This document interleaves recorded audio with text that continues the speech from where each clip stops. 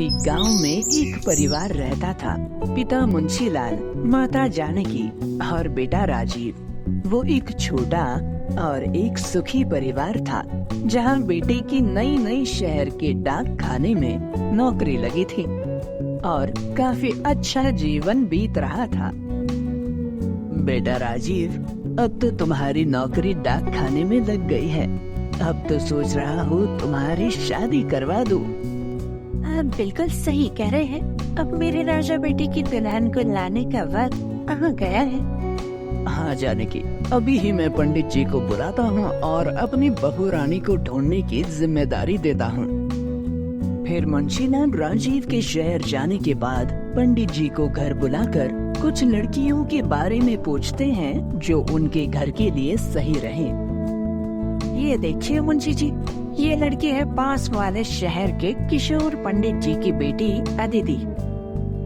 ये देखिए फोटो। हाँ पंडित जी, ये लड़की बिल्कुल सही रहेगी मेरे बेटे के लिए। ऐसी देखिए जरा, क्या ये सही रहेगी हमारे बेटे के लिए? जी, लड़की तो काफी सुंदर और सुशील है। ये बिल्कुल सही रहेगी हमारे बेटे के लिए। पंडित जी, अब बात आगे बढ़ाइए और जल्दी हमें इनके घर वालों से मिलवाइए। जी जी भाभी, तुरंत मैं आपके मिलवाने का इंतजाम करता हूँ। बस आप राजीव को शहर से बुलवा लीजिए। कुछ हफ्ते बीतने के बाद राजीव अपने घर वापस आ जाता है और पंडित जी अदिति के माँ बाप के साथ राजीव के घर आते हैं। अरे पंडित जी, नमस्कार नमस्कार, आइए आइए, बैठिए बैठिए। मुंशीलाल पंडित जी के साथ आए लोगों को जिज्ञासा के साथ नमस्कार करते हुए बैठने को कहते हैं। ये किशोर जी हैं, जिनकी बेटी की तस्वीर दिखाई थी राजीव के लिए। अरे नमस्कार नमस्कार किशोर जी, बैठिए बैठिए। अरे प्रणाम मुंशीलाल जी। घर ढूंढने में कोई परेशानी तो नहीं हुई? है जी, सुनती हो? देखो कौन आया है। कौन आया है? अरे पंडित जी, नमस्कार नमस्कार। ये है किशोर जी, अदिति के पिताजी। नमस्कार नमस्कार किशोर जी। पंडित जी राजीव और अदिति के शादी की तारीख को तय करते हैं और चले जाते हैं। चलो, अब राजीव की शादी का इंतजाम करना है। बहुत काम है जानकी, तुम भी अब कमर कस लो। मैंने तो कमर कस ली है, आप मत थक जाइएगा। क्या माँ पिताजी, क्या बोल रहे हैं आप लोग? एक दिन अचानक राजीव के पिताजी की मृत्यु हो जाती है और 1 साल बीत जाता है। तब अचानक एक दिन पंडित जी और किशोर जी राजीव के घर आते हैं अदिति की शादी की बात को लेकर।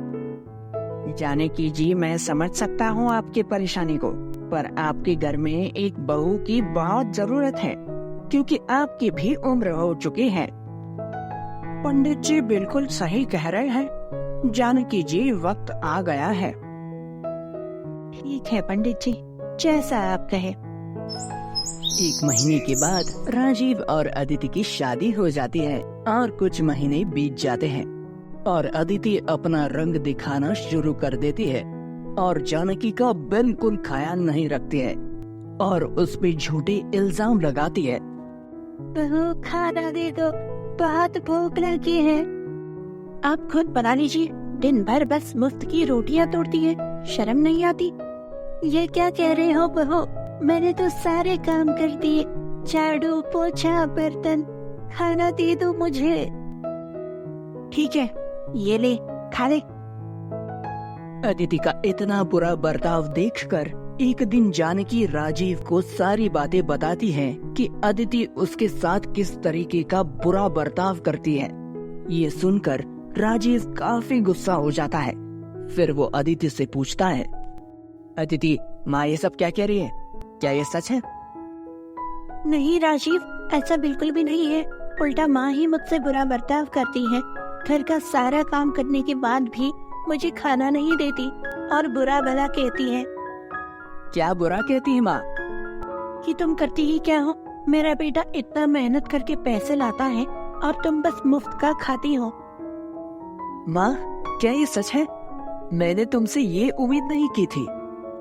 ये सारी बातें सुनने के बाद जानकी रोते हुए अपने कमरे में चली जाती है और इस तरह से कुछ समय बीत जाता है और एक दिन अदिति सीढ़ियों से गिर जाती है और उसका पैर टूट जाता है और राजीव पूछता है, अब दर्द कैसा है अदिति?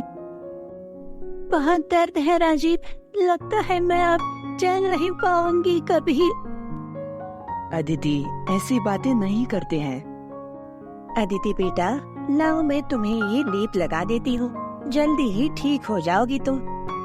माँ, बहुत दर्द हो रहा है मेरे पैर में, आप हाथ मत लगाओ। मैं तुम्हारी सास नहीं, माँ भी हूँ। लाओ पैर दो अपनी। लीजिए माँ, लगा दीजिए। जानकी अदिति के पैर में लेप लगाती है और उसे एक काढ़ा पीने को देती है और कुछ समय बाद अदिति से पूछती है,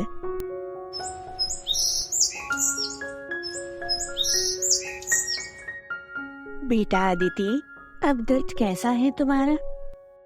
बहुत दर्द हो रहा था माँ, पर आपके लेप और काढ़े के बाद काफी आराम है। हाँ बेटा, ये लो, उठ के दवा खा लो।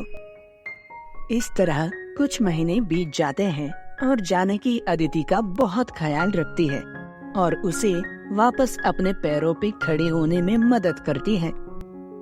माँ, मुझे माफ कर दो, मेरे इतने बुरे बर्ताव के बाद भी आपने मेरा इतना ख्याल रखा। अदिति, तुम मेरी बहू ही नहीं, मेरी बेटी भी हो, और जो पहले हुआ उसे भूल जाओ। फिर दोनों सास बहू और बेटा बहुत प्यार से रहने लगते हैं और घर में खुशियाँ बनी रहती हैं।